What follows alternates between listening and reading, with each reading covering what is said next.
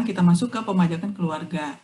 Nah, dalam pasal 8 Undang-Undang PPH, sebuah keluarga itu dianggap sebagai satu kesatuan ekonomis, jadi satu entitas ya teman-teman. Meskipun untuk hal-hal tertentu pemenuhan kewajiban perpajakannya bisa dilakukan secara terpisah. Nah, jadi satu kesatuan ekonomis itu artinya kalau suami, istri, anak, itu kalau dia untung atau rugi atau dia punya penghasilan, maka semuanya digabung dianggap sebagai satu entitas gitu. Nah, hanya saja di dalam pemajakan kita itu pemenuhan kewajibannya yang dilakukan terpisah gitu ya. Jadi paham ya di sini. Jadi konsepnya pemajakan di Indonesia itu menganut konsep satu kesatuan ekonomis intinya gitu. Karena di negara lain bisa jadi berbeda ya. Jadi kalau di negara maju itu biasanya tidak dikenal nih istilah pemajakan keluarga. Jadi pemajakan itu individu kalau di luar negeri ya. Maksudnya kalau di negara maju. Kayak di Inggris, di Amerika itu mereka pemajakannya individu ya. Kalau udah menikah ya tetap aja individu masing-masing suami istri mereka lapor sendiri-sendiri. Tapi kalau di Indonesia karena kita mungkin masih negara berkembang terus mungkin prinsipnya patrilineal gitu ya, patriarki ya, Indonesia kan masih begitu ya. Makanya undang-undang kita pun perpajakannya masih menganut itu. Jadi satu keluarga itu ya satu kesatuan ekonomis. Karena mungkin penduduk kita pemahamannya dan tingkat pendidikannya mungkin ya masih sampai situ ya. Jadi seperti istilahnya breadwinner ya, bahasa Indonesianya tuh pencari nafkah. Nah, pencari nafkah kalau di Indonesia ini kan masih mayoritasnya masih kepala keluarga gitu ya. Makanya kita memang sistem perpajakan kita masih menganut seperti ini. Lanjut Mas Rama.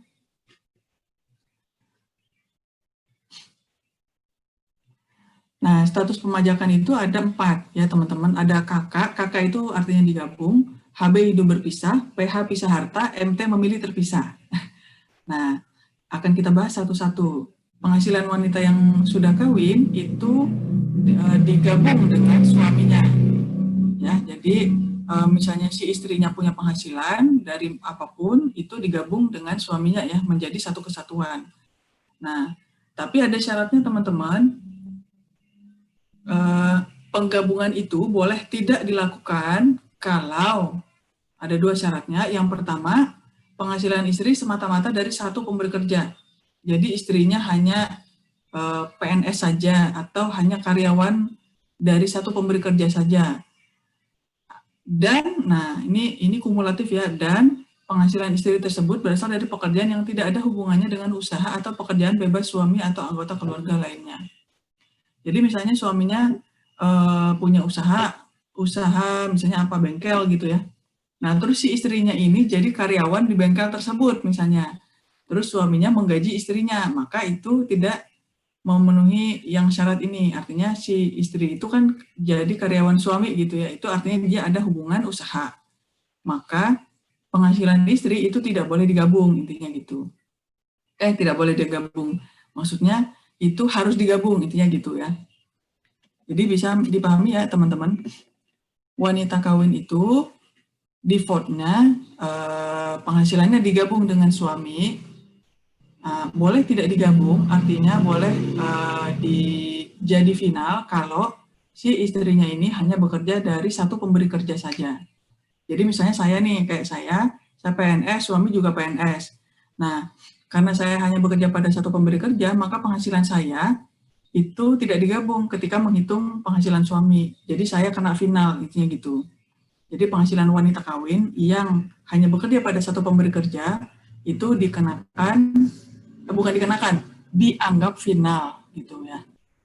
Lanjut Mas Rama.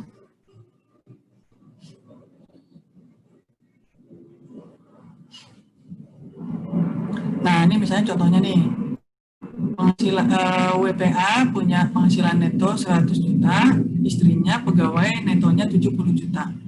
Kalau penghasilan istrinya itu dari satu pemberi kerja dan telah dipotong pajak oleh pemberi kerja dan pekerjaannya itu tidak ada hubungan sama pekerjaan suaminya atau usaha suaminya, maka yang 70 juta itu tidak digabung. Gitu.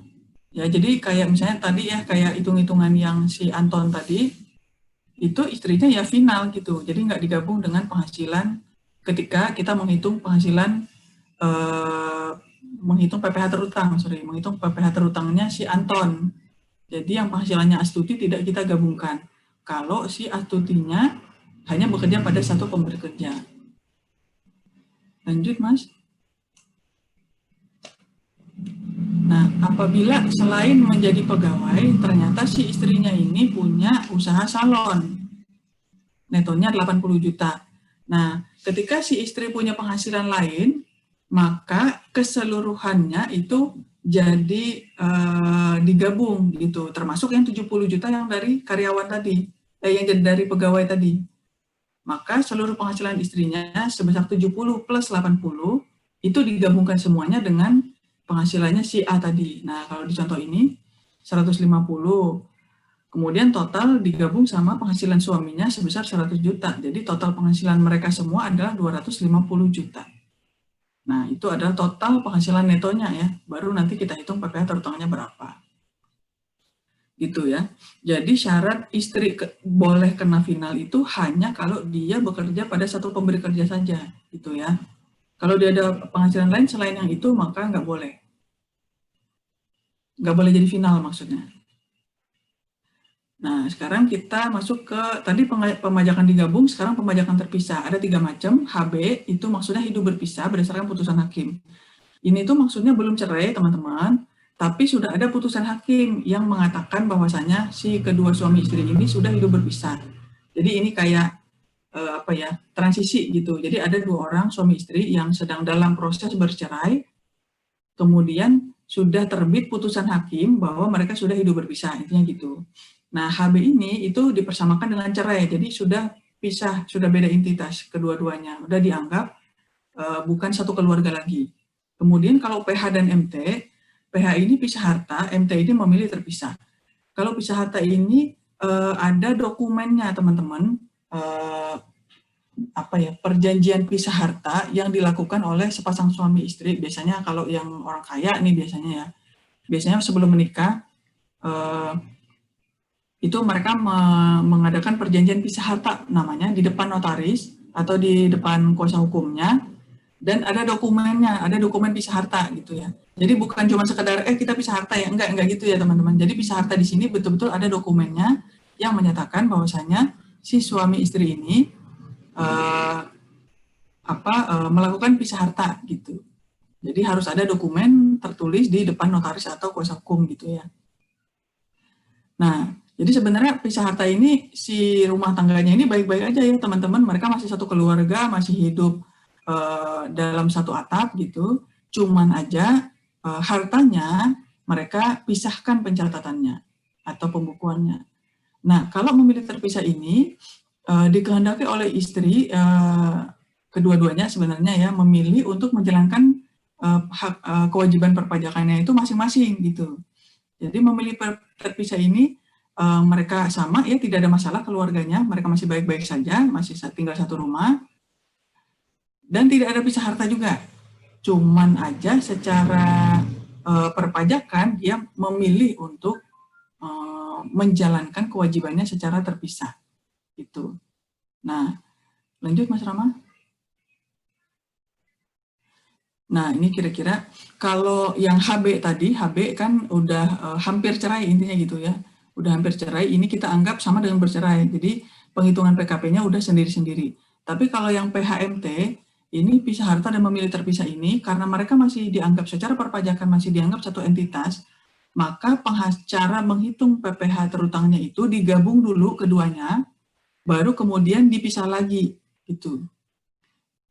Jadi digabung penghasilan istri berapa, penghasilan suami berapa, kemudian kita gabungkan penghasilan netonya itu, kemudian baru kita hitung penghasilan kena pajaknya, dikurang PTKP-nya masing-masing, PTKP gabungan. Jadi kalau PTKP gabungan ini kita kenal nanti ada istilah KI ya, jadi kawin, kemudian garing istri bekerja, garing lagi tanggungan berapa. Itu. Nah, di sini baru nanti kita hitung PTKP gabungannya, kemudian dapat penghasilan kena pajak gabungan, kemudian kita hitung PPh terutang gabungan keduanya, baru kemudian di akhirnya kita hitung proporsi istilahnya gitu. proporsinya ini yang dibandingkan adalah penghasilan neto si suami berapa, si istri berapa dari PPh terutang tersebut. Ya. Nah, di slide setelah ini ada cara ngitungnya. Ya, nah jadi gini teman-teman, maksudnya proporsi itu. Jadi misal tadi si WPA tadi, misal PPh terutangnya adalah 27.550.000. Tadi kan kita tahu si suaminya penghasilannya 100 juta, istrinya penghasilannya 70 per 80 ya, 150. Nah, suaminya 100 per 250. Jadi berapa penghasilan suami dari total gabungan kita kalikan dengan PPh terutang gitu. Kemudian istri juga sama, kita hitung proporsi karena istri tadi penghasilannya 150, berarti 150 per 250 dikalikan PPh terutang gabungan. Dapatlah 16 juta. Nah, si suami akan lapor di SPT tahunannya, PPh terutangnya dia segini, 11 juta. Gitu ya.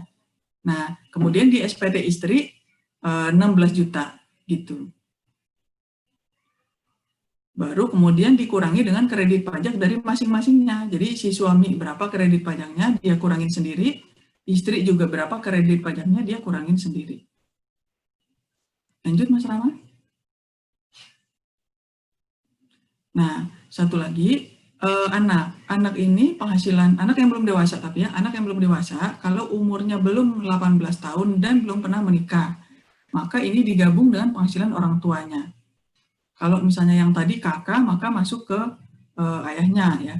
Tapi kalau misalnya orang tuanya ternyata berpisah, maka berapa penghasilan si anak ini digabungkan dengan penghasilan ayahnya atau ibunya berdasarkan keadaan yang sebenarnya. Maksudnya, misalnya anaknya ada dua, satu ibu misalnya. Nah, penghasilan si anak yang ikut ayah ini masuk ke SPT ayah gitu.